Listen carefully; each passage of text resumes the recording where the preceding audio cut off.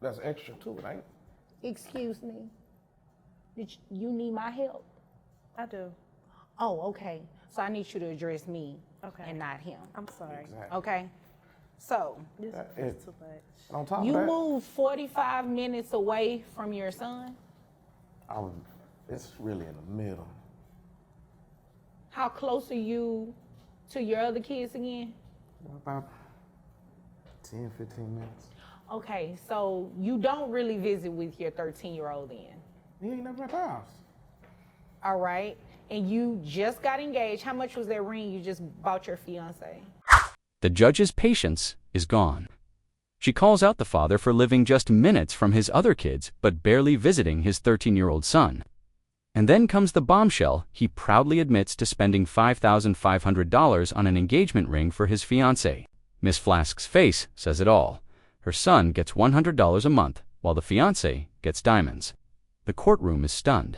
But the judge isn't finished because she's about to expose his lifestyle choices one by one. And you just got engaged. How much was that ring you just bought your fiancé?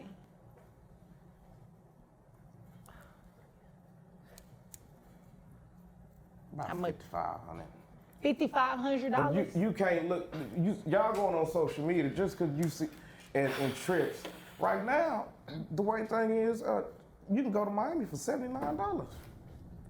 Okay, and you're proud of going to Miami for $79, spending $5,500 on an engagement ring, and you do not even know that your 13-year-old son is not in diapers. Man. I need you to help me make sense of that. Help me too. The father argues that just because he's traveling and posting online doesn't mean he's rich. He claims you can fly to Miami for only $79, but the judge cuts him off cold. She points out the contradiction. He's bragging about cheap trips, but spent thousands on a ring and doesn't even know his son is long past diapers. The courtroom can't believe what they're hearing. How will he explain these choices when the judge demands answers about his finances? I need you to help me make sense of that. Help me too. Everything will be cool if she keep her family out of business. Okay, what does her family have to do with this? My family helped My out. mother always bashing me. She always bashing me. Telling her son that I'm for the streets. I'm not for the streets no more. I'm engaged now. Okay, he's engaged now. He's not for the streets He is anymore. for the streets, Your Honor. When I tell you he's not going to be with her for long. How do you know? I know him. I know him. He's How not long going were to you be. all together? We was together like 6 months. See that put me on trial for. As the father insists he's changed, his ex explodes, declaring he's still for the streets. The judge presses, asking why her family is so involved. And the father fires back, blaming her mother for always bashing him. But the tension erupts when Miss Flask claims she knows him too well, predicting his engagement won't last. Old wounds rip open as their past relationship is dragged into the spotlight. The drama is reaching a boiling point, and the courtroom isn't ready for what comes next. We was together like 6 months. See that put me on trial for But right there. I left. I left because I realized that he was for the streets. How am I big and pregnant and he got so many ladies? Like, I How had can to I be go. with somebody that got an OnlyFans? Oh, okay. You know what? No, you didn't. Is he telling the truth though, ma'am? That's nobody's business. I said I But have off to of the streets. hustle. I have to do things to make money because he's not taking care of our son. Right, but how can you sit there and say he's for the streets and you have a page like that? I don't think you can blast him. In a jaw-dropping moment, Miss Flask admits she once turned to desperate measures, suggesting she joined sites like OnlyFans, just to survive while pregnant and abandoned. Gasps ripple through the courtroom. The judge cuts in, questioning how she can call him for the streets while running an online hustle of her own. The tension is unbearable, accusations flying back and forth. But Miss Flask fights back, insisting it's all about survival for her son. And the judge's next words shift the room instantly. And you have a page like that. I don't think you can blast him when you It's not the streets, doing it's the that. internet. Oh, okay, I got it. So because it's on the internet, it's different from him being out on in the streets. I have to do what I have to do. My son needs things. I have to get money. I have to make money. We're living a certain type of lifestyle that I have to keep up. Who is we? Me and my son. Yeah, but you said he's going to start football and basketball. He's not in it right now, right?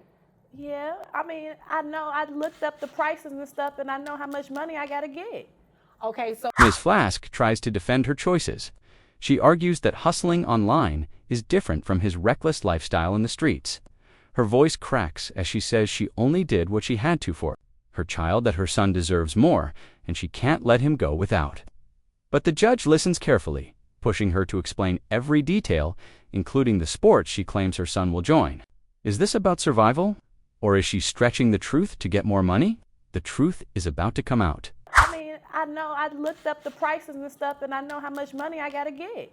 okay, so how much is it going to cost for football? The football is $200 Okay. plus all the equipment and stuff, so it's probably gonna be like $500.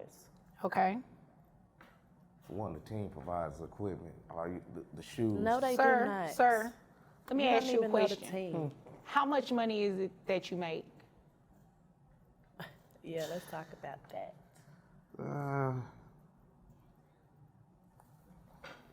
Excuse me? Does she work for you? No, we all Because it seems like I need to be talking to her because you cannot focus. Attention turns toward cold, hard numbers. The judge drills into the father about expenses for football. Miss Flask says $500. He says $200. Then the judge cuts through the noise and demands the truth. How much does he actually make? The courtroom goes silent, waiting for the answer. Miss Flask shifts uncomfortably, but all eyes lock on him. His income could change everything. And when he finally reveals the number, it leaves the entire room stunned. Because it seems like I need to be talking to her because you cannot focus.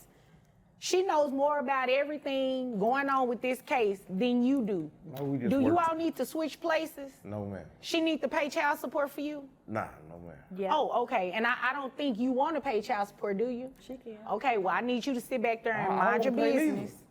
Okay, but you are currently paying, and she has a right to ask for an increase if there has been a material and substantial change. And it sounds like it has, because if you've only been paying $100 in 13 years, and you don't even visit with your son like you should, then you probably should be paying more in child support. The judge notices something.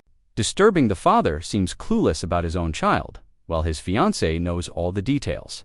She even suggests they switch seats. The courtroom stirs as whispers spread. Is the fiancé more responsible for this child than the father himself? The judge makes it clear child support is his duty, not hers. And when she hears what he's been paying for 13 years, the tension boils over. Everyone braces for the reveal. And you don't even visit with your son like you should, then you probably should be paying more in child support if it increases her expenses. You'd agree with me, right? Yeah. Okay. So how much is it that you make? How we talking about weekly, yearly? Because I really get paid by the month. All right. How much you make a month? So I get paid around what? How much? About $8,000 a month. $8,000 a month, and you don't give your son any money. $100. That's not. I give $100, what- and I you give think what the court told- $100? You think $100 is sufficient? It was at the time. I made it. How much money were you making at the time? Finally, the truth explodes into the open. The father admits he makes $8,000 a month yet only gives his son $100. The courtroom erupts, jaws dropping at the unfairness. Miss Flask shakes her head in disbelief. The judge tightens her expression. How could a man earning thousands justify giving his son pocket change?